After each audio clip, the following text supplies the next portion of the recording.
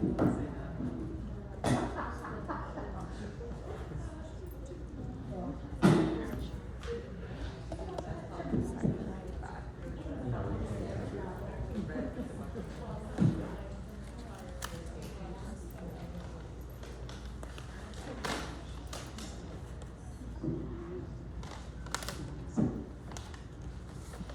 everyone, welcome on behalf of Rizzoli Bookstore. We're very, very glad you're all here to celebrate these two wonderful fashion historians, Raissa Bretaña and Glasscock, and their books, Shoes and Making a Spectacle.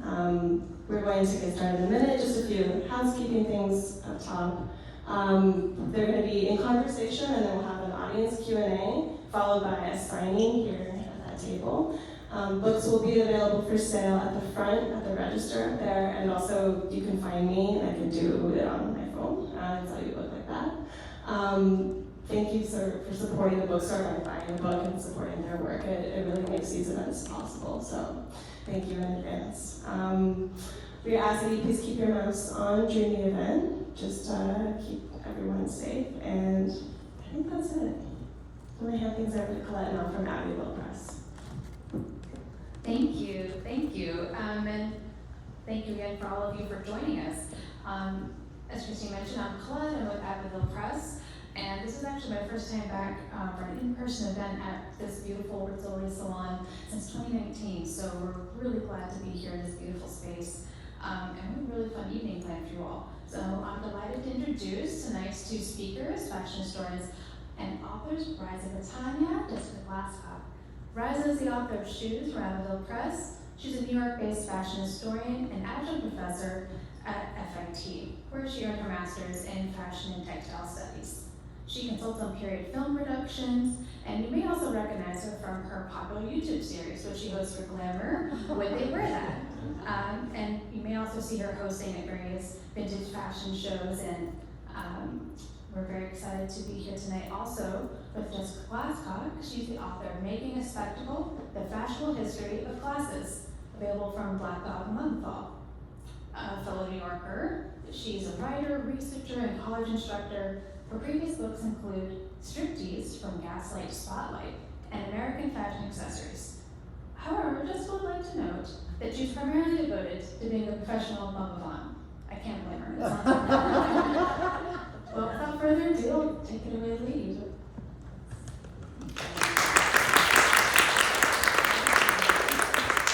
My goodness, it's so wonderful to be here with you all.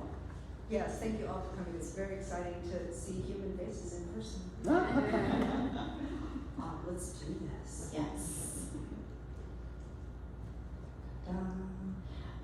Okay, so when my beloved friend and colleague and I realized that we both authored books on the history of fashionable accessories, we decided what an opportunity for us to look at both of these timelines kind of in conjunction. So we have here a little timeline showing what we'll be covering today, mostly from the 17th century up until present, looking at the parallel histories of eyewear and footwear.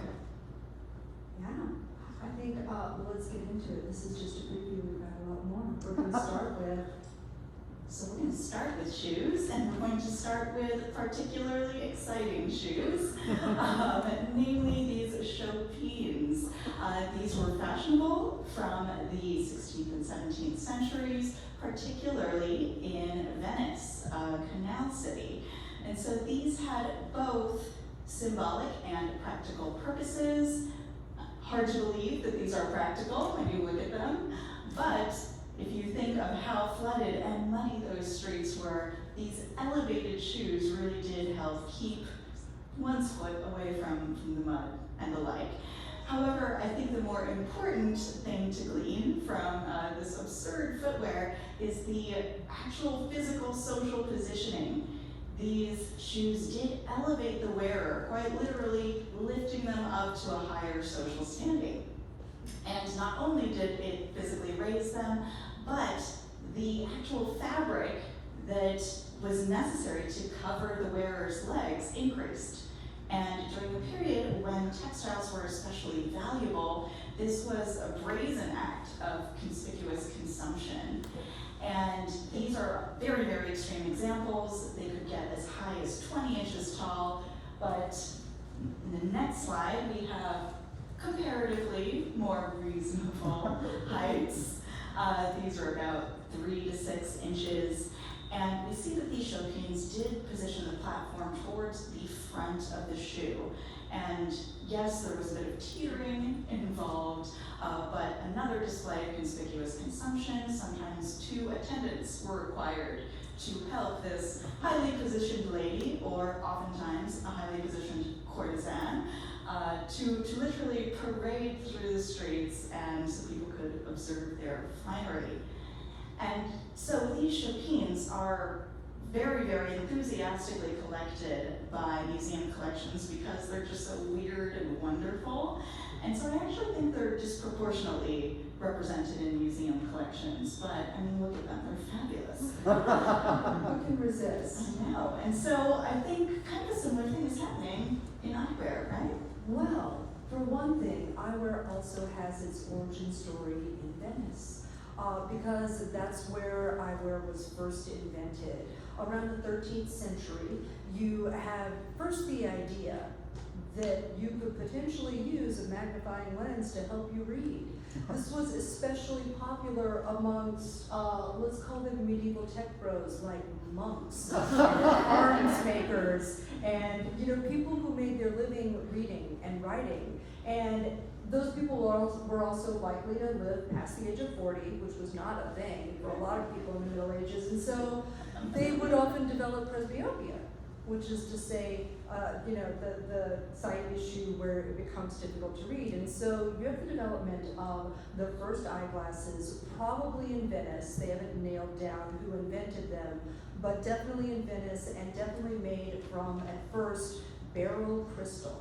Beryl crystal you may know better as an emerald or as an aquamarine, but when it's a clear crystal, it's what was used to make the first eyewear. And you see an example of this in the hands of this gentleman, this monk here. You'll also see that they are not on his face because, well, that's a later part of our story. It took time. They were just using it for reading too, so you really just had to prop it on your nose, and so the Bose spectacles are the first iteration coming out of Venice and then expanding across Europe as people realized that it would be really great to be able to read into your 40s. What a concept. What a concept. Here we see a gentleman circa 1600 wearing very fashionable glasses, and you can see he's figured out a way to get them on his face. And that is because he's actually farsighted. Or rather, I'm sorry, nearsighted.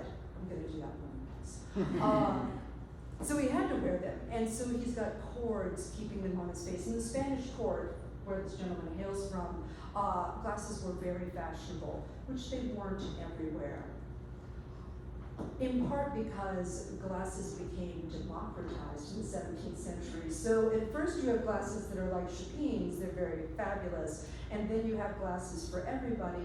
They become a little less fabulous, more widely distributed, but a little less fabulous.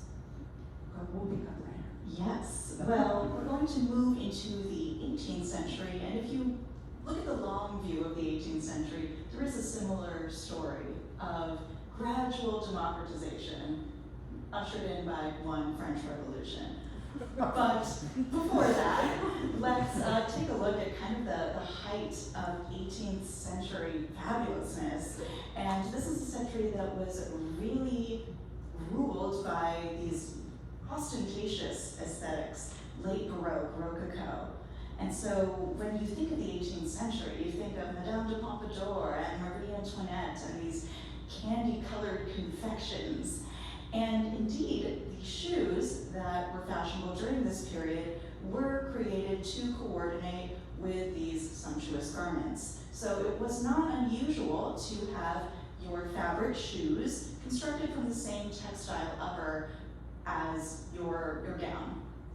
And a lot of the heeled shoes during the 18th century did have very luscious fabrics. I'm talking embroidered, brocaded, and they really did continue in that tradition of luxury.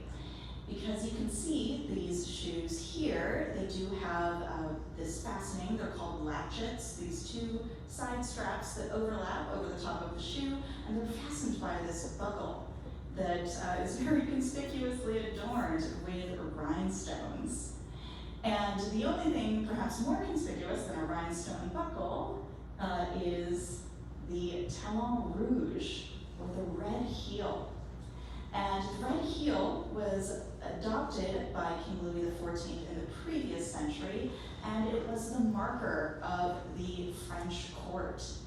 And in order to wear the talon rouge, one had to occupy a very, very specific social standing. And I find it so interesting that the red heel continues to be used as a semiotic signifier for luxury, and of course talking about Christian Louboutin and the red soles that kind of continue in that tradition today. Eyewear had to make a comeback as an accessory, and in the 18th century, where you have this space where everything's a lot, I mean, it's all a lot. The way that eyewear made its comeback was through handheld accessories. So we move away from having them on your face. I don't know why. Well, I do know why. I'm going to tell you why. But we move away from that in favor of things like the prospect glass or the polemoscope. The prospect glass was something that started to emerge in the 17th century as the science to create telescopes becomes widely available, but also very consumable, almost a form of luxury itself. Enlightenment itself was a luxury, and that's what made things like prospect glasses, you see here wrapped in a shagreen, very sort of luxe objects, popular among the intelligentsia and the aristocrats of both England and France. So here we have some beautiful prospect glasses, and we also have the polemoscope. The polemoscope might be better known by its other name, the jealousy glass. Because while the prospect glass was made to look at the opera or the ballet, the polemoscope was made to look like you were looking at the opera, but there's actually a mirror inside it, and you could look behind you. You could look at the audience, you could look at whoever was there out on the scene. These telescope technologies were embedded into a lot of luxury objects, not shoes as far as I know, although I have found in the walking cane. Left to be seen. Exactly, we're gonna look for that. But in a fan, for example, you would have the miniature lorgnette, which you could fold up and use again at the theater, or even to look across the room. I mean, they're looking at each other's shoes, probably. And then you have something like this spyglass here. And so this form of eyewear that's not worn but is held becomes the movement forward for eyewear in the 18th century. It also becomes a vehicle for the aesthetics of the period. You see this Wedgwood piece here is heavily influenced by the classicism that's so popular towards the end of the 18th century. Which is a perfect transition into the early 19th century, when fashionable dress was heavily influenced by neoclassicism. So after said French Revolution, styles tended to become less ostentatious for fear of seeming too aristocratic. And so we do see these streamlined columnar gowns. And the footwear that punctuated this look was similarly unadorned and rather simplistic, but yet there were ways to make them quite practical. So as we can see here for day wear, you do have these very simple flat ankle boots, and they would either be made from a fabric or a thinner leather with a thinner leather sole. And as you can imagine, traversing the terrain to head out to Bath or any other country location, these would not be practical shoes. And so often these coordinating pattens or overshoes were worn to help protect the feet and also to protect the shoes. You have to protect your shoes. I mean, is that suede? That's suede, right? Oh, kid, sorry. Kid. But yeah, you gotta look out for that. Yes. I'd like to report that eyewear also became practical at the beginning of the 19th century, but we're not there yet, at least not for ladies. There's actually incredible innovation in eyewear going on in the late 18th and then through the 19th century, but a lot of it was really reserved for male wearers. Shocking. On the other hand, these are adorable. These are scissors glasses. Gentlemen were using prospect glasses, quizzing glasses, all sorts of handhelds, but it became really feminized by the end of the 18th and early 19th century, such that these handheld glasses were really more reserved for women, considered feminine accessories. But there are a lot of them. If you go through fashion plates from this period, you start realizing that every third plate has a pair of scissors glasses in them. So the idea that women were wearing or using glasses, that is simply not so. They just hadn't got them on their faces yet. Except for this girl. So when I was doing research, I literally went through every portrait in the collection of the Metropolitan Museum of Art in the 19th century looking for a young woman with glasses. No shade to older women, we are also fashionable, obviously, but I was really looking for a woman who, would purport to be fashionable and also be wearing glasses, and I found one. This one woman portrait, it's a water paint on ivory, but the glasses are so beautifully rendered, and I love her so much, and I'm so proud of her for saying, no, these are who I am, but it's exceedingly rare for women in this period, so we're not practical yet. Not quite. But, so the 1830s, which is the period that that lovely young lady hailed from, the 1830s is one of my favorite and also least favorite time periods because I like to say that it's so bad that it's good. Just the proportions are ridiculous. The level of adornment is ridiculous. And we can see here kind of the way that evening wear varied and was a lot more decorative. And when it came to evening wear, the shoes that were worn were these little flat slippers. And so we actually see that the shoes remain flat for the first half of the 19th century. And these do, at least the bottom pair, they do incorporate these ribbon laces.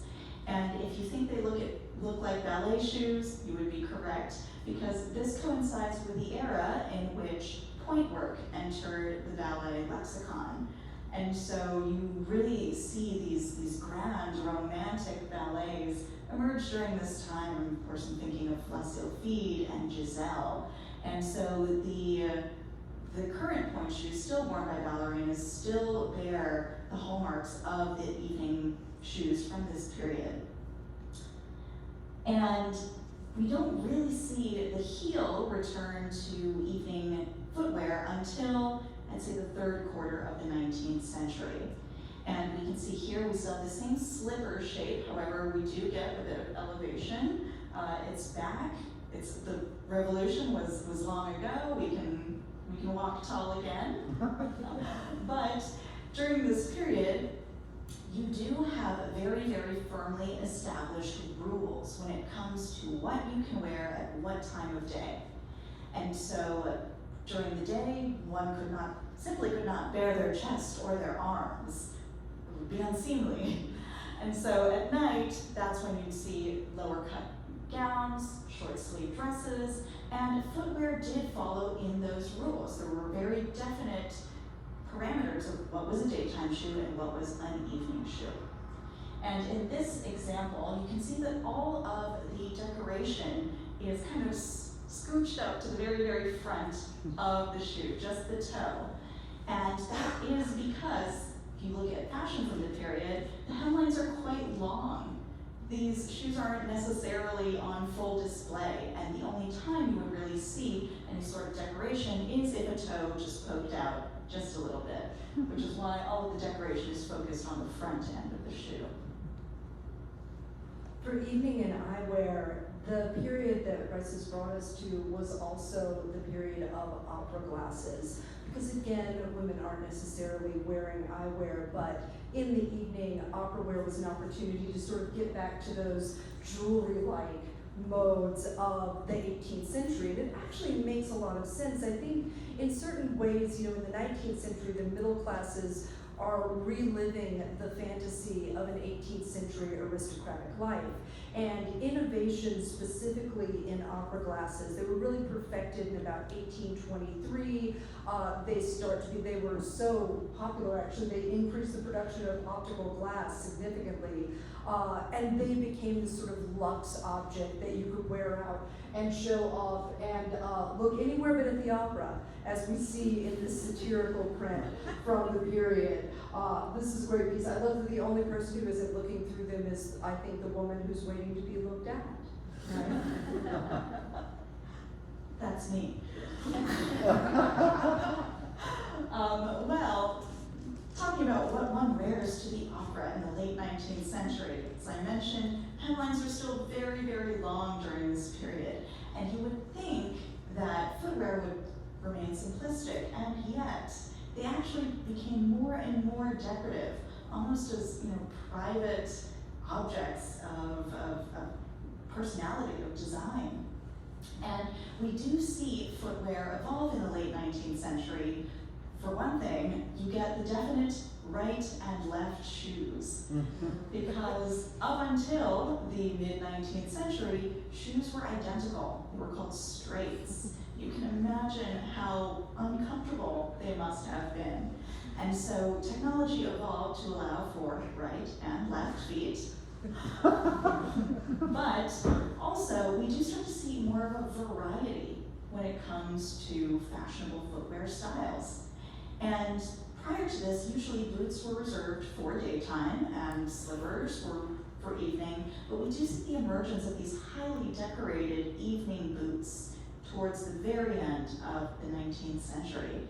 And really, the thing that helps to delineate these as appropriate for evening is the materiality.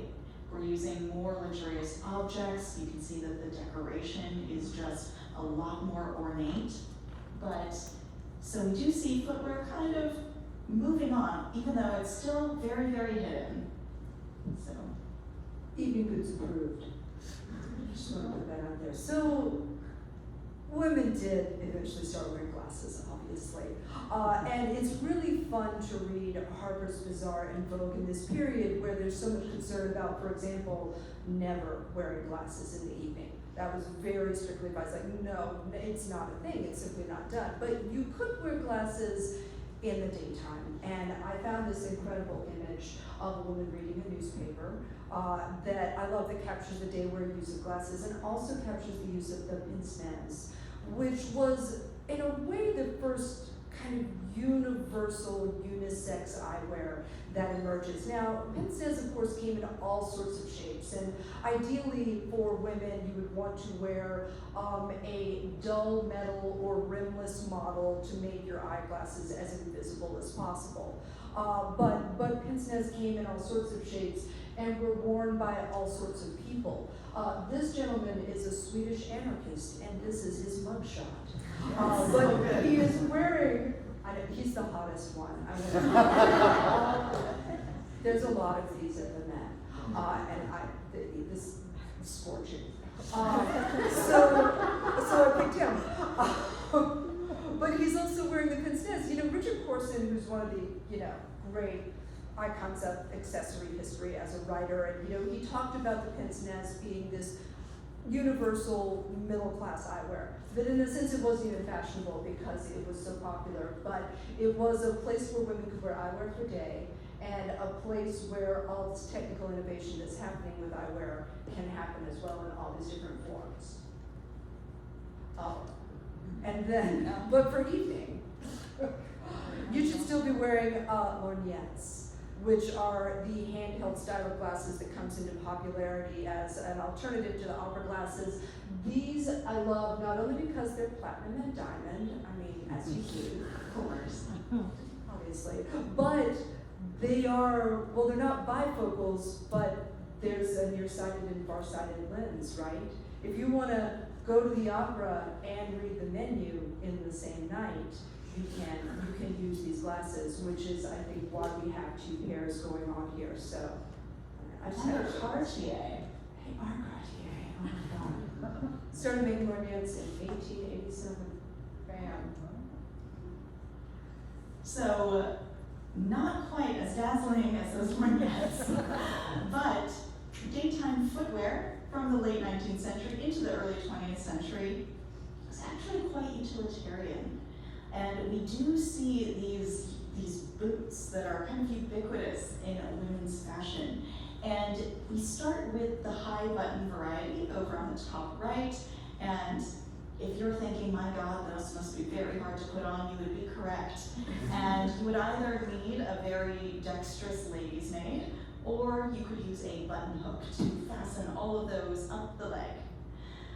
Later, closer into the early 20th century, you do start to see lace-up varieties, which are a bit easier to get on and off. But across the board, these were very sturdily made, and they were kind of the uniform for any activity that occurred outside of the house. And although they are kind of less decorative than the other things we've looked at, these were the object of fantasy. And that is because we've discussed, these hemlines were so long, legs were simply not seen, that the sight of these was so highly erotic. I know, a leg, a calf, God forbid an ankle, that these boots, these quickly did kind of branch off into fetish boots because just the mere sight of them was thought to be so sexual. I know. But once we get into the 1910s, we see that hemlines do start to rise. And this coincides with the birth of modern dress. And so this is a period when women are casting off corsets. These corsets that have been the tyrants of fashion for centuries. And with that kind of freedom of movement and freedom of thought, you do start to see a little leg. And so understandably, these shoes do get more decorative. You see the use of more luxurious materials like gilt leather, which we see in the top left. And you also see these horizontal straps that are going across the top of the foot. And you do get to see a bit of the foot through those straps. So I know, that's scandalous. Pornography or pornographic images often incorporated shoes. But I want to draw your attention to this lace pair. This was designed by Pietro Iattorni, who was the self-proclaimed most expensive shoemaker in the world. And that was a title that he carried with much pride. And so we really do see craftsmanship become the center of the luxury shoe industry. And a lot of that was centered in Italy, and this is where we really start to see Italy continue to be the center of luxury footwear.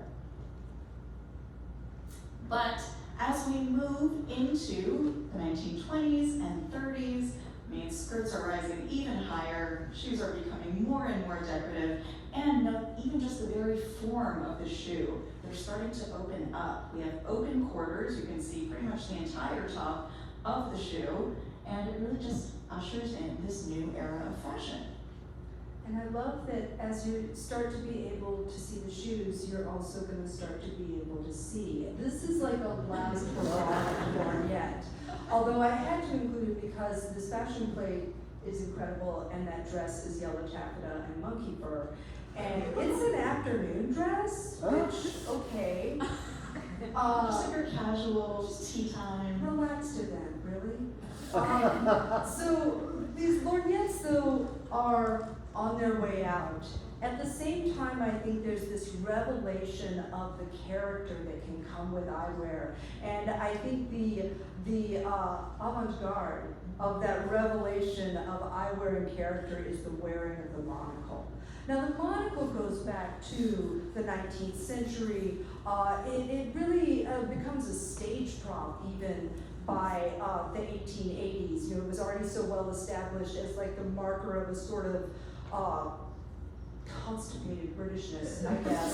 But it's adapted in the early 20th century by women who are looking to raid men's wardrobe and start to cross gender lines, especially the figure of La Garçon, in this period. And so I wanted to illustrate that with Una Lady Trowbridge, who is dressed full counterculture. The monocle was obviously associated with the lesbian subculture that's becoming very visible in the 1920s, so much so that there was even a club called the Monocle in Paris, and its entrance was shaped like a monocle. So when Una and her hounds rock this look here in Romaine Brooks' photo, everybody knows what she means.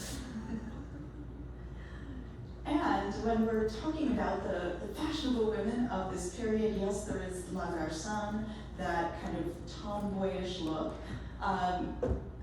Actress Louise Brooks did embody that ideal, but she also embodied the prototypical flapper archetype, which is, everybody's favorite 1920s cultural figure.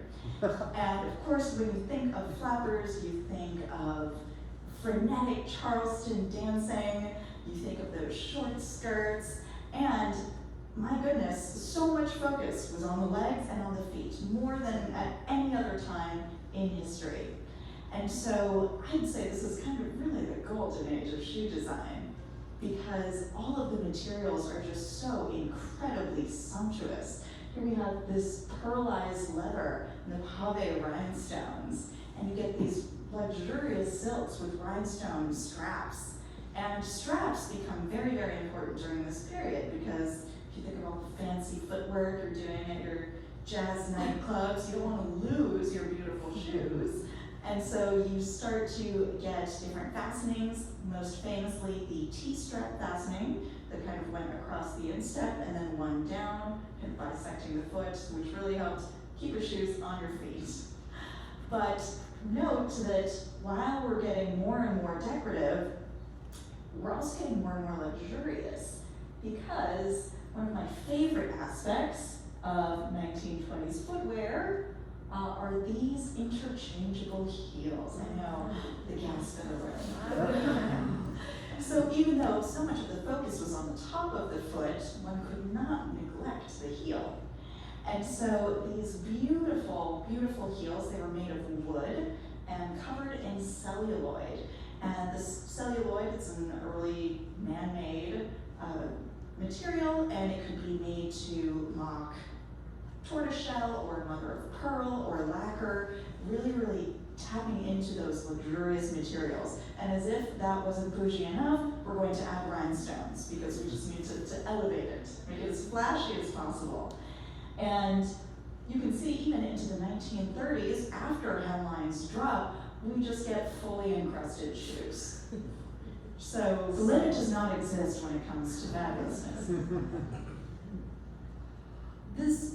The shoes, although they're these wonderful and decadent pieces, also reflect a technological innovation that's also impacting eyewear at this period. And there's a lot going on in terms of new materials and better made eyewear. A story that we're going to come back to comes out of the emergence of aviation and ultimately aviator glasses. But as you can see, we're not quite there yet. We've got an aviator, but not aviators, or actually, I'm sorry, an aviatrix.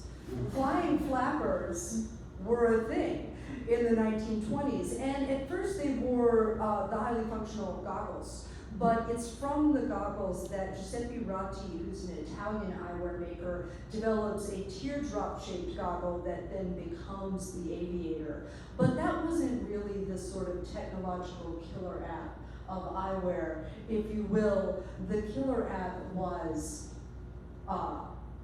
polarized glasses, which gives you sunglasses, which really was the reason that women finally went all in on eyewear, greatly due in part to the influence of Hollywood. But when Edwin Land developed polarized plastic, which was the basis for polarized sunglasses, initially they were intended for aviators, race car drivers, gentlemen executing daring do. But then all of these Hollywood stars stuck out there in Los Angeles started to wear them because they were so functional just for the desert landscape.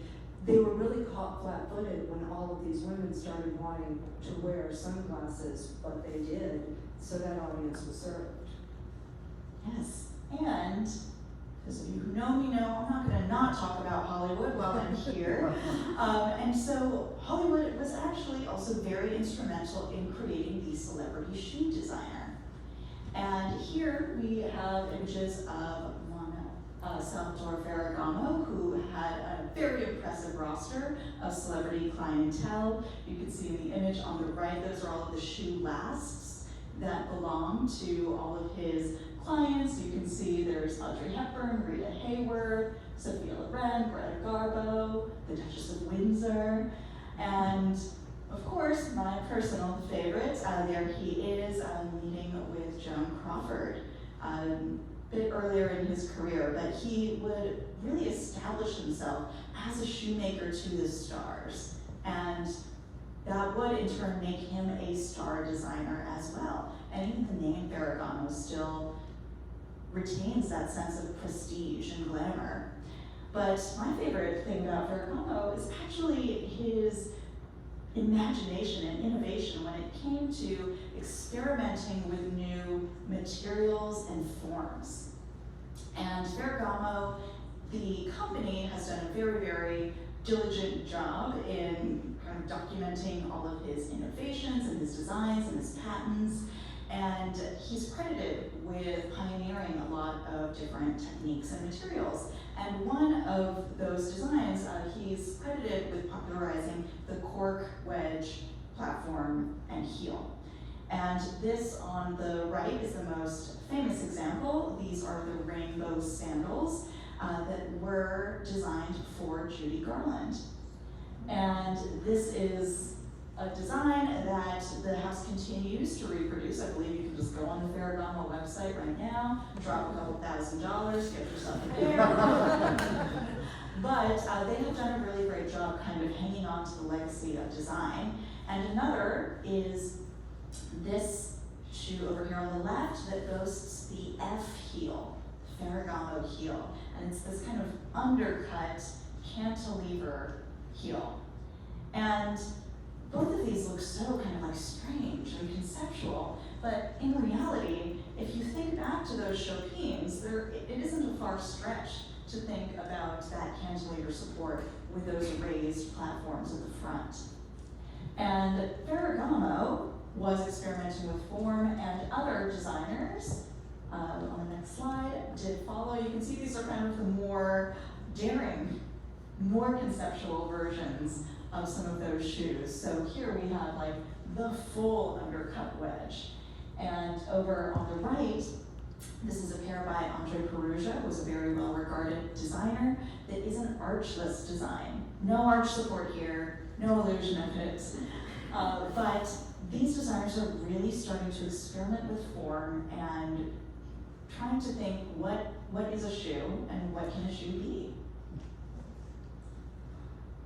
There's experimentation with form that I think finally gets good eyewear onto women. And you know, when I was looking at Raissa's slides of these shoes, I was like, these curves are clearly in the Harlequin frame, which was the first non-sunglasses that were sort of universally approved and embraced as fashionable eyewear.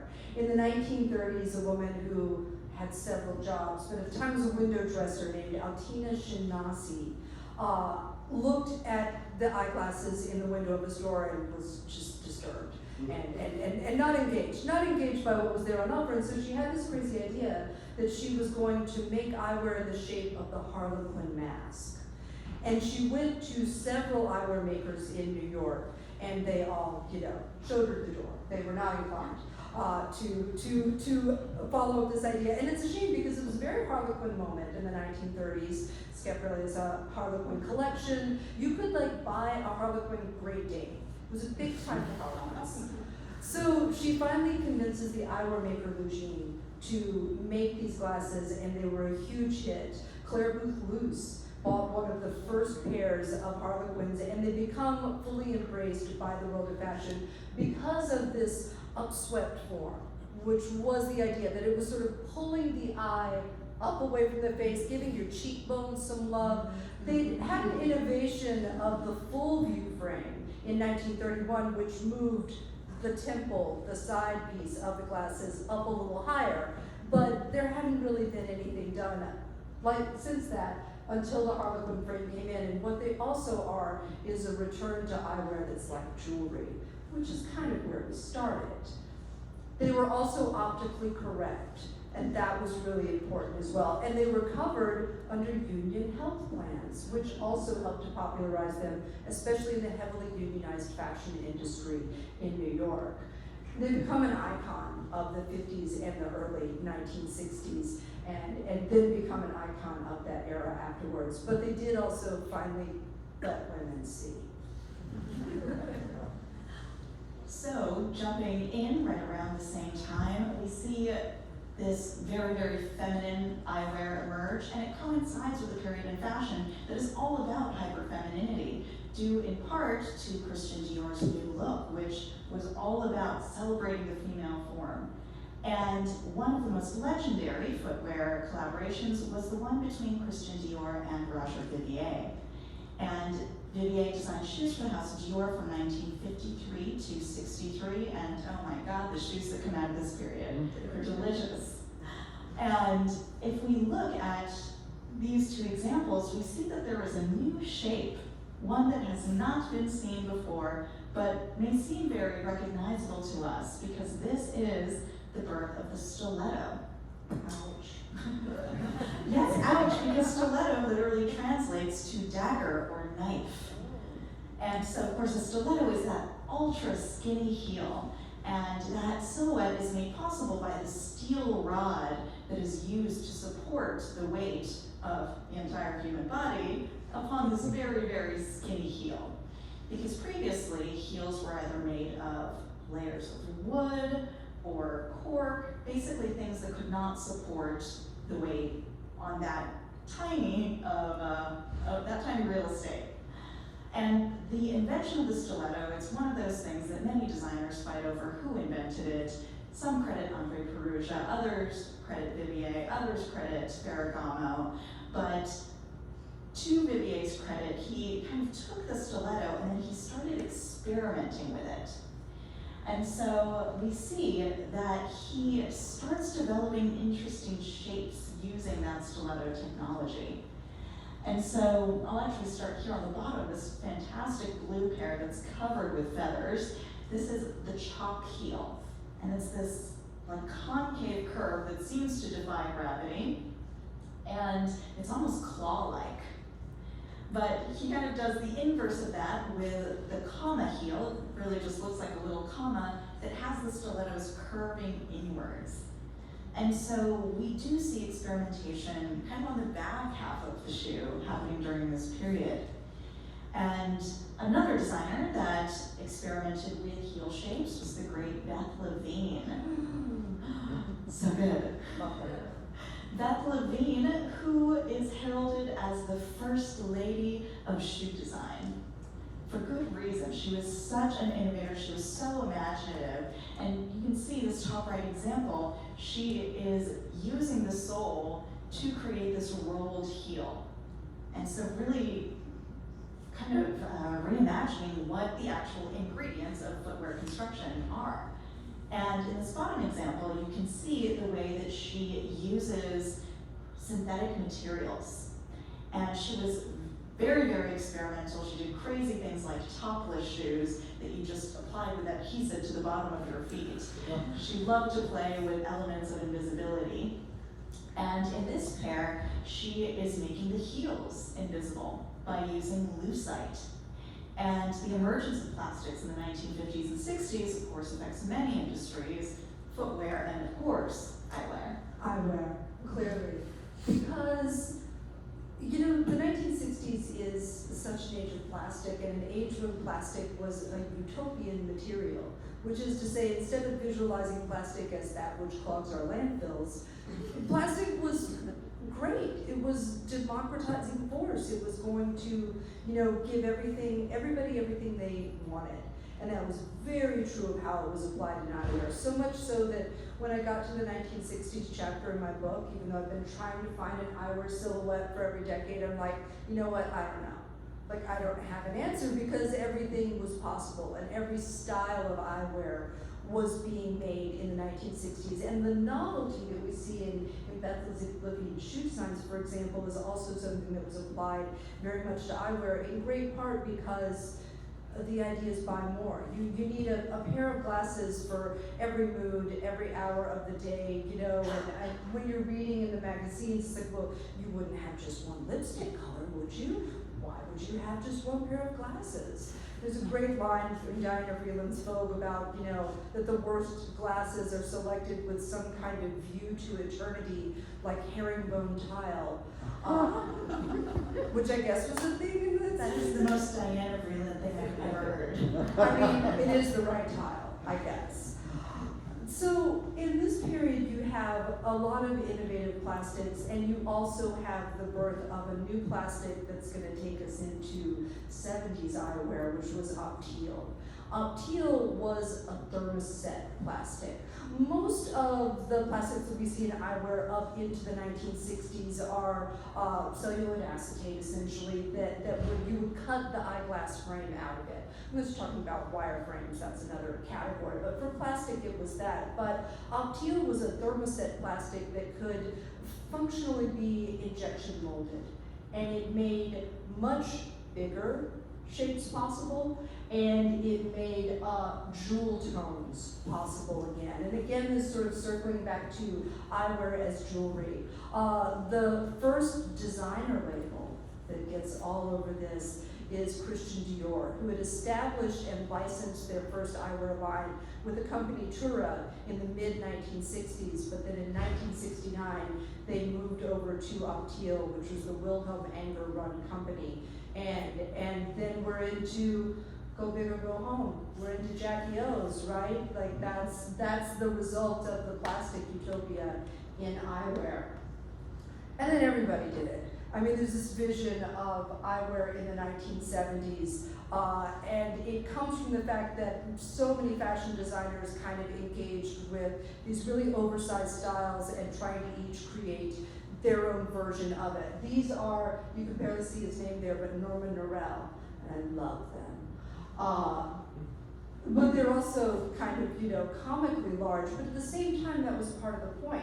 You know, there's a great article that I found in mid-60s Vogue that was talking about, well, you know, with eyewear, sometimes your Jackie O's are better than a trip to the plastic surgeon. Like, you just throw on your glasses and it's all fixed. And so that was part of the idea here as well. By the end of the 1970s, you have masculine styles returning, and we finally have, or I'm finally going to show you, they existed in the 30s and 40s as well, but you have aviators, which, when they re-emerge, are kind of a feminist eyewear as well, which was fun. I mean, I always see Gloria Steinem in these as well. And then by the 1980s, those masculine styles kind of took back over and pushed back, and the designer stuff stepped back while these perennial styles returned. Speaking of perennial styles, you have styles that have staying power. And when you think of a shoe-shaped shoe, you're probably thinking of a classic pump. And that's a silhouette that has existed in footwear at this point for at least a century, and continues to become kind of the default shoe. And it's so effective because it can be easily adapted to suit the flavor of each era. And so these two examples are very, very entrenched in the 1980s, and we see that due to the surface decoration, the color, the just different ways that these pumps are embellished. And so these two examples are by this New York-based shoe company, Susan Dennis and Warren Edwards, and they were particularly known for their very vibrant fabrics and methods of decoration. I mean, they're just so of the period. And the pump would evolve even further into the 1990s. We see Vivienne Westwood brings back that very, very extreme platform. And these platform pumps were part of her design vocabulary in the early 90s. And Cool shoes. very, very cool, but would never try to walk in them. Because if Naomi Campbell can't do it, can any of us? So she was famously wearing a pair of Vivienne Westwood platform shoes when she took a tumble on the runway during the fall 1993 show. And if anything, I feel like that's added to their legend. And yeah, and so it's kind of helped Vivienne Westwood and these shoes in particular cross over into popular culture. And I believe Naomi was paid for these shoes, was she not? I haven't heard that, but that's a great story. Designers starting to have fun with accessories, especially as the 1990s come on, is definitely something that infects, I don't know, bad word, but in a good way, eyewear as well. And this is my great example of this. These are a little Karl Lagerfeld fun, a wire rim, but obviously not really. The wires are going all the way in to the glasses, and concluding with a pair of interlocking C's, as you do. It is Chanel. And it's a great piece, but it wasn't ever really sold. These things were created with the runway. I've seen them out there. Some collectors have acquired these from model friends. Literally, I've located these, but they weren't made. Nobody was making them. However, by the end of the 80s and in the early 90s, you are starting to see, let's say, a more normal version of the wire frame that represents kind of a retro revival. Armani in particular started doing wire frame glasses that really looked back to the 19th century and the 1920s both. And so you have these wire frames both used for drama in a stylized fashion, but also used as a sort of historicist note by designers who are playing with them. Yes, and historicism was a very, very potent influence on 1990s fashion. We do see the revival of 18th century styles emerge during this period. We see those exaggerated tongues, the big buckles, and these little pleated mules. And both of these examples are by Manolo Blahnik, which is a name that many of you may recognize. I feel like Manolo Blahnik became a household name due to one lady in particular, and of course that is Carrie Bradshaw from Sex and the City, who famously was mugged at gunpoint for her Manolos. And Understood. totally understood. Says, give me the Blahniks. But we do see the return of the celebrity shoe designer and how popular culture can really help elevate how these accessories are perceived both culturally and commercially. And I think, as you get into the 90s and 2000s, you start to get sort of cycles and back and forth, and just an expansion, this moment where everything is possible. At least that's what I see with eyewear, but I feel like it's true with shoes as well. Absolutely. I think, there's two ways I would characterize the 21st century in eyewear. And one is a sort of return to a retro style of specs that were influenced by the sort of basic, not in a bad way, optical frames of the 1960s, like the brow line, and how those were really revitalized through, can I say hipster broker? That's like not a real thing, but you know what I mean. And Warby Parker designers who sort of revitalized these optical frames, in a way that ultimately caught on fashionably. But you also see what I call the hit factory starting up with designer eyewear. This eyewear that, where every designer is starting to design eyewear that's meant to capture the flavor of a specific collection, but also in the hope that they're going to be this accessory that's going to become the access point for people into the brand. And that's a really fascinating process that's happened over time with designers in eyewear, is that, this is the Prada Minimal Baroque frames from 2011, and they still sell, they're still making these frames, but I think in great part because this may be the only piece of product that you can have, but you can have it because of this evolution of eyewear is sort of this needful thing, but also this piece of jewelry. Jim, now that you're saying that, I'm just realizing now my first forays into owning any designer pieces were sunglasses and shoes. That yes, it was the Dolce & Gabbana glasses and the Versace shoes, and because yes, that was the piece that I was able to have. Yeah, it's the access point. But as we enter this new chapter of luxury footwear in the 21st century, we really see an emphasis on technology, and the shoe transcends function and simply becomes an art object. That function is not even part of the conversation here. And we do see those designer collaborations. Here we have two, or actually three examples of shoes by United Nude, and you can see the nature of collaboration. So the top right example, this is a collaboration with Zaha Hadid. So we see those architectural elements in footwear. But then on the bottom, we have Iris van Herpen. And so we have really reached a point where the luxury footwear industry is about making these as collectible and, dare I say, exhibitable for museums as possible. And so we really reached a point where there's a separation between the commercialization and the consumption of footwear and footwear as an art object. Definitely an art object. So we had to end with this. So we were sort of picking like concluding images, and I wanted to find something that captures the absurd beauty of eyewear right now, and I could think of nothing better than the Gucci library chain glasses, which when I was initially doing the picture research for my book, I was like, I want to find out how you get from like monks to here. Like this is the journey I want to go on with this book, and I mean, and I love the absurdity of these. I mean, she doesn't even have a chain around her neck. Like, it's a necklace. Like it's not functional, but you know, this was part of what drew me on my journey. I would say these heinous Balenciaga Crocs also set me on this journey, because I remember the day they came out and they took the internet by storm.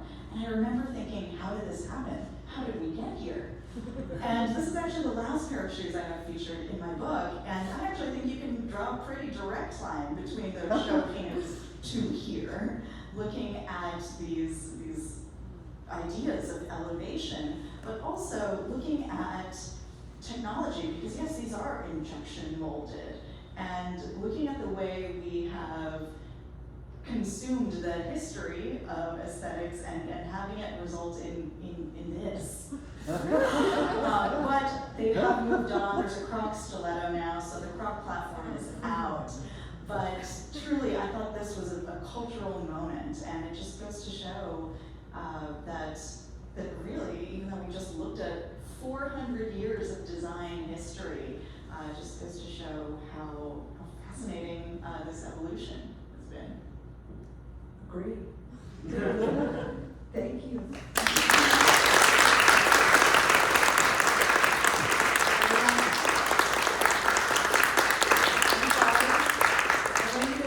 Nailed the time on that, like literally 50 minutes to the moment. And now I think we can do some Q&A. I think that Christine was gonna. Yeah, if you want to just raise your hand if you have a question, and I'll bring you the mic. You just call on whoever you want to start with. I believe the gentleman in the back has a hand first. Hi.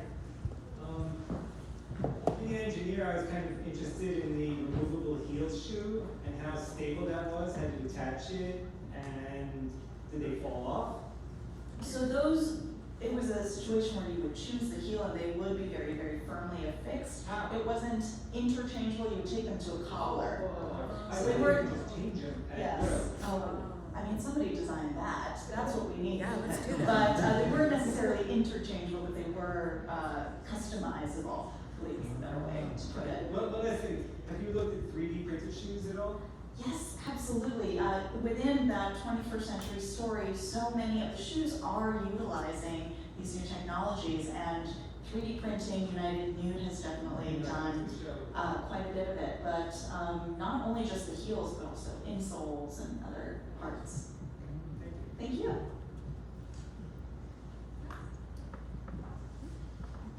Elise?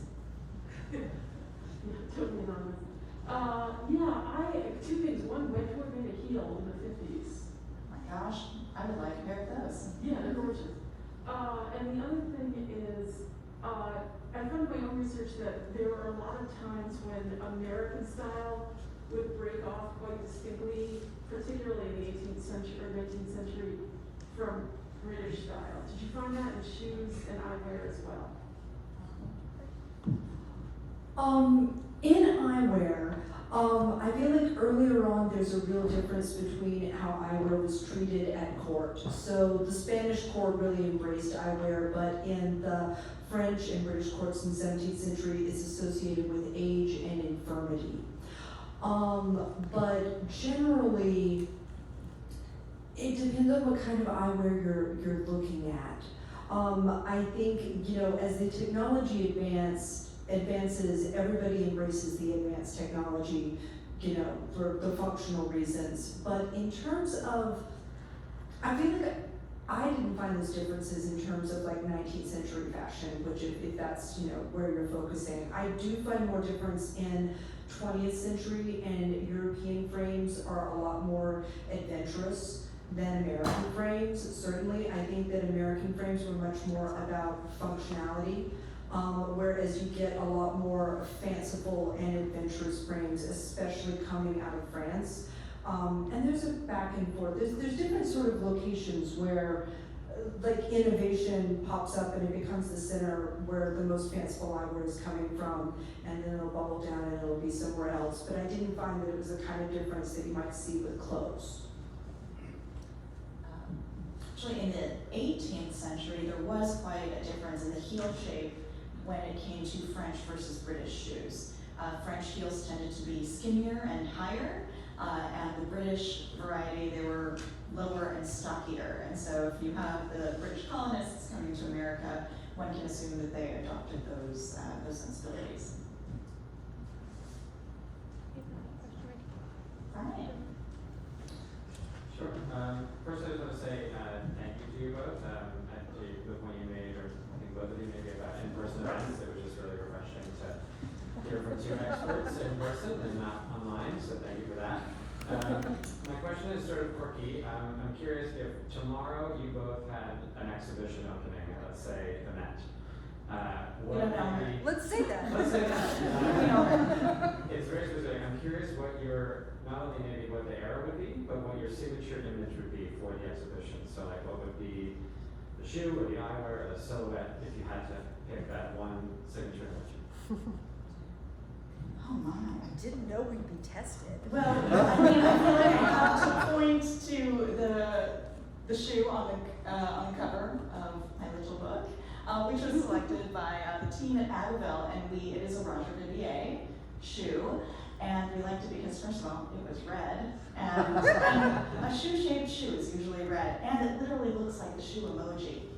But there are elements of historicism. You do see that really big jeweled buckle pulling in the 18th century. So I would have to pick a shoe-shaped shoe, but one with the history and the legacy, such as the Vivier. I know that was such a cheater answer. If I were going to do an eyewear, my hero image would probably be those crazy Chanel glasses. I actually was agitating to get them on the cover, but I was declined. Probably because we need Linda's permission to put her on the cover too, so that would have been a thing. But anyway, I mean, Tough to get right now. yeah. But I think because like my focus was on fashionable eyewear, I felt like there'd already been some great books out there by collectors and people who are looking at the more technical aspects, and I was really interested in these flights of fancy that people have gone on, so that was my focus. So I think that would be it. Yeah, Linda, bless. She's beautiful. She's perfect. I was just wondering if you guys could forecast individually the future of shoes and the future of eyewear, in your opinion, with what's going on with trending, with what's going on with technology right now, et cetera. You go first, because I need to think.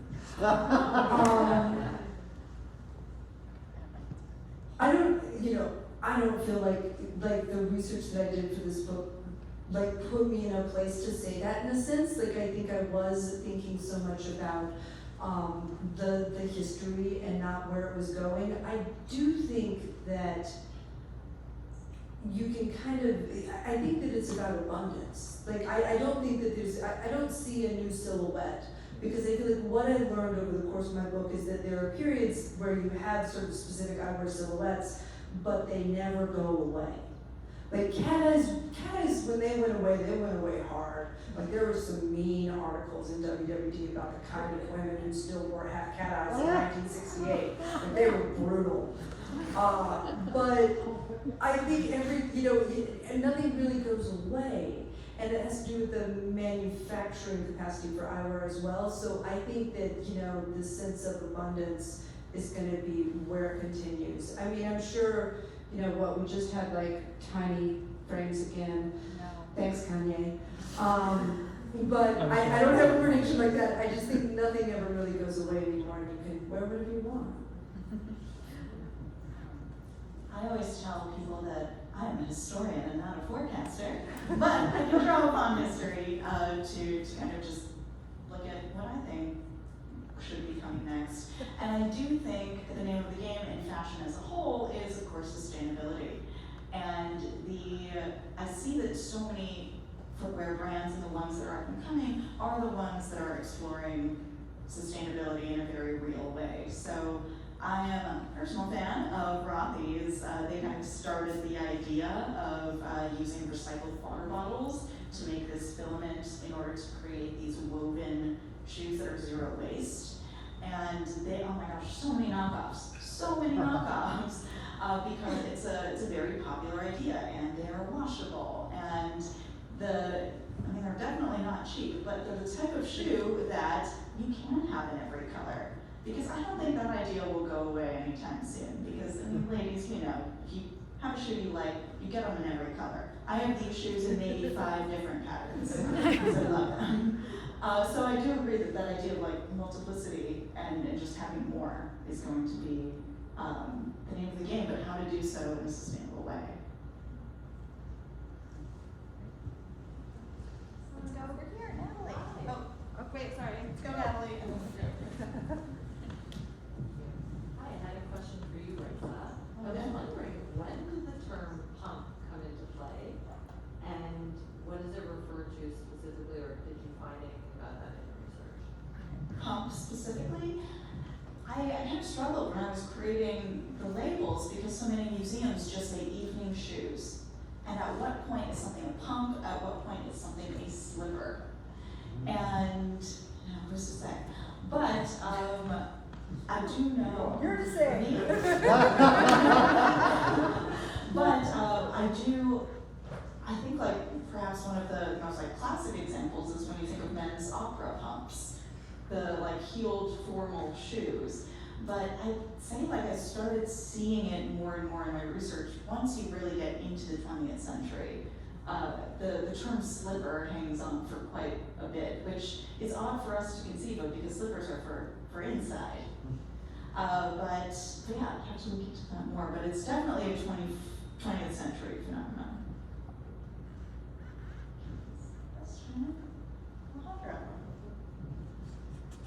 Yes, thank you again for putting on this amazing timeline. Questions for both of you. How does all your research and all your historic knowledge influence your purchases, whether it's eyewear or shoes, if it does even play a part? No part at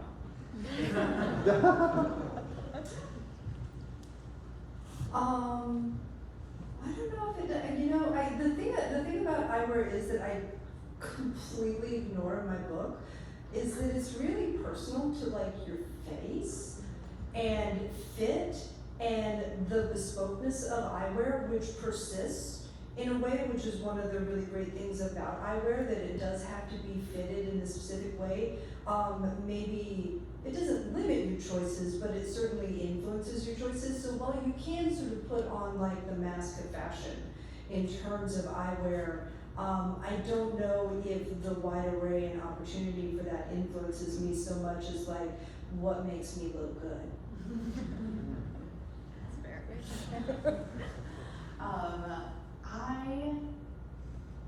My shoe shopping habits are very, very specific. Because I have such a tiny foot, it limits how high a heel I can wear. I wear size 5 on a good day. But so I really can't go over 3 inches because, like, truly, at some point, something's gotta give. But because I have such a small foot, so many people will their vintage shoes to me, and I've got a mountain of them in my apartment. And funny enough, these feet are wasted on me because I actually rarely wear vintage shoes because I will not compromise on comfort as a New Yorker. I have places to be. And of course, as a New Yorker, you have your commuting shoes. But I have found that in collecting and in doing the research for the book, now if I see a pair of Delmans, I'll keep them because I just feel like I want to build my own little collection of designer names, and that is something that came out of researching the book. Along the same lines, how many pairs of shoes do you own, and how many pairs of glasses do you own? I probably don't own as many as I should as the author of this book, and I'm accepting, like, if Gucci wants to hook me up with the library chain, like, you know, I can make my address available. But I guess, let's see, I've got these Francis Kleins, which are a French pair. I've got a 1920s pair of wire rims. I've got a contemporary pair of Italian frames. And I've got a broken pair of cat eyes that I'm so sad. They're like a pale, I like to go to Fabulous Grannies and just see what else I can acquire. But I need more. I think that's the case. But I guess only like 4 working pairs right now. Yeah, how many pairs of shoes do I own? That's a good question. I did some research, and the average amount, I believe, towards the second half of the 20th century, that a woman had on average about 20 pairs. Yeah, I definitely have more than that. But oh god, I'd say close to 100. Do I wear them all? No, but I'd say close to 100. I'll have to consult my closet app. You're taking care of them. Yes, I'm but a steward. There's one more hand back there. I just have to ask this part, where do you keep them? Well, oh gosh, in my little studio apartment, you can get very, very creative about storage. But obviously with the historic ones, I do have to be very judicious about making sure they're properly cared for and in their individual little shoe bags. But any shoe storage solutions, hit me up. I need them. Or if you want to offer your closets to house my shoes, it's also acceptable. There's a hand over here. I know you mentioned a lot about the history of evening wear for women's shoes, but could you expound upon about a brief history of men's shoes and maybe why we didn't see the experimentation of form like we did for women's? Well, the book does focus on women's footwear, but really the evolution of menswear after 1900 is very, very slow. Does not make as dynamic a visual narrative. That's one way to put it. But yes, men's footwear, just as men's formal wear and day wear, has remained, I'd say, quite formulaic over the past 200 years or so. Unless you get into sneakers. Oh, yes, and I couldn't even touch sneakers. That's another book entirely. Does that extend to eyewear? You have a question. My question is, so you can look at these pictures. So you can look at these pictures and you can see there are very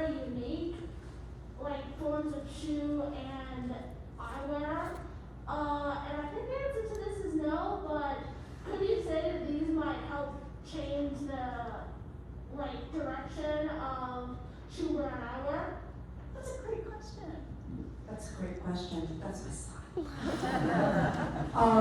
Thank you. You know, I think these aren't examples of change in direction so much as like a momentary hit. And that's kind of where we wanted to end, was sort of this hit. I do think that the library chain hit.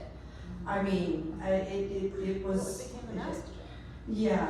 Yeah. Oh my God, did you think of that, Jesus? So that was my thinking. Is like the library chain was a hit. Also, I picked this, unlike Raissa's. Like, I really want these. Like, if anybody wants to buy me these.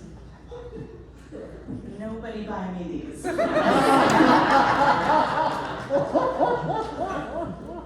But did they change? Are these impactful shoes? They're still doing the They are, cross. so they're doing a stiletto croc, and I believe it's riding this wider trend of the ugly shoe, because Balenciaga also is doing the ugly sneaker. And ugly fashion is having its own wonderfully ironic moment. Or maybe it's unironic by now.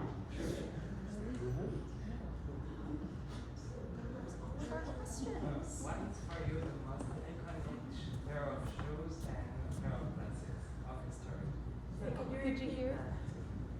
Can you? What is for you the most iconic pair of shoes and pair of glasses of history? Oh, I have to go first. Yeah. You know, honestly, like by the time I finished the book and all the research, I was all in on aviators, even though they look terrible on me and I can't wear them. I wish I could wear aviators because I feel like they were a style that had this particular persistence, and I think I was also like engaged with them because they were such a great unisex style, and they moved back and forth across masculine and feminine in ways that really interested me, and I think that they held the most meaning. Like they had the biggest cup. You know, cats are very specific. You know, the wire rims, tiny 19s, they're very specific. I felt like the aviators had a lot of room and a lot of bravado. I mean, I've got to go with a classic pump, but I do think, if you think of that shoe-shaped shoe, you think of a stiletto. And I do think that is what equates footwear with fashion, is kind of the inherent impracticality, pain. But yeah, I would have to say classic stiletto pump. One more question. One more question.